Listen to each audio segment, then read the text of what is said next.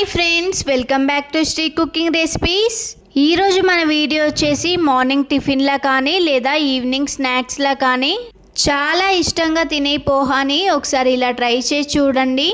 Same to same restaurant స్టైల్లో చాలా పర్ఫెక్ట్గా కుదురుతుందండి. మేమైతే దీన్ని అటుకులు ఉప్మా అంటామండి, మీరేమంటారో కామెంట్ చేయండి. ముందుగా మీడియం సైజ్ అటుకులను తీసుకోవాలండి. ఇప్పుడు ఒక స్ట్రైనర్ తీసుకొని అటుకులను వేసుకోవాలి. ఇప్పుడు వాటర్ పోసి స్ట్రెయిన్ చేసుకోవాలండి. ఇప్పుడు దీన్ని ఇలానే పక్కన పెట్టేసుకోవాలి. ఇప్పుడు స్టవ్ పై ఒక ప్యాన్ని పెట్టుకొని ఒక 5-6 టేబుల్ స్పూన్ ఆయిల్ వేసుకోవాలండి. ఇప్పుడు ఇందులో 2 టేబుల్ స్పూన్ పల్లీలు, 1 టేబుల్ స్పూన్ శనగపప్పు వేసుకోవాలండి.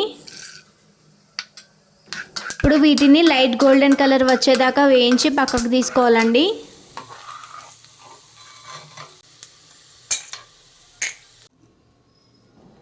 ఇప్పుడు ఇదే ఆయిల్లో 1/2 టీ స్పూన్ వరకు జీలకర్ర వేసుకోవాలి.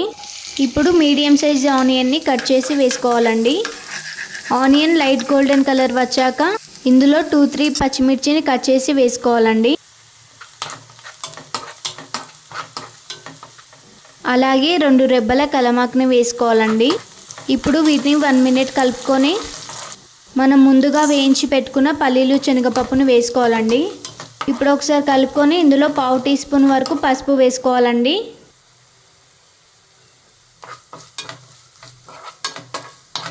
ఇప్పుడు ఇందులో మనం ముందుగా వాష్ చేసి పెట్టుకున్న అటుకులను వేసుకోవాలండి. ఇప్పుడు ఈ ఐటమ్స్ అన్నీ బాగా కలిసేలాగా కలుపుకోవాలండి.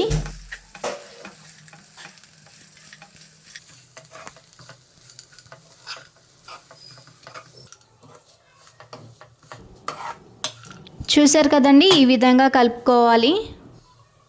ఇప్పుడు ఇందులో 1/2 టీ స్పూన్ సాల్ట్ వేసి మొత్తం కలిసేలాగా కలుపుకోవాలండి.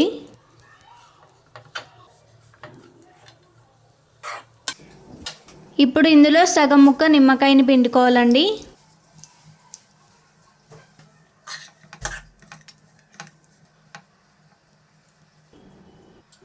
ఇప్పుడు ఫైనల్గా సన్నగా కట్ చేసి పెట్టుకున్న కొత్తిమీర వేసుకోవాలండి.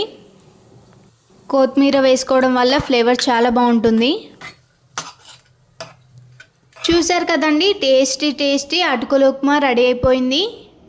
చాలా అంటే చాలా పర్ఫెక్ట్గా కుదిరిందండి. సేమ్ ప్రాసెస్లో మీరు కూడా ఒకసారి ట్రై చేసి చూడండి, మీకు కూడా చాలా పర్ఫెక్ట్గా కుదురుతుంది. ఇలాంటి మరిన్ని వీడియోస్ కోసం నా ఛానల్ అయితే లైక్ చేసి సబ్స్క్రైబ్ చేయడం అయితే మర్చిపోకండి. Please do like, share and subscribe to Sri cooking recipes.